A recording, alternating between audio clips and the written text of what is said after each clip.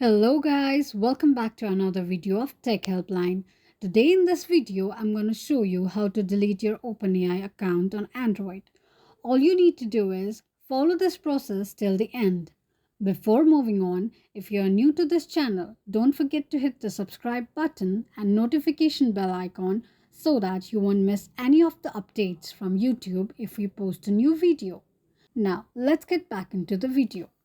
In OpenAI, there is no any option where you can delete your account. So, as recommended by OpenAI, first of all, what you can actually do is go to your Gmail, log into your Gmail account, which is associated with your OpenAI account, and click on Compose. Here, you need to enter deletion@openai.com, and in the object, what you need to write is account deletion request. In the compose section, you need to write, please delete my account.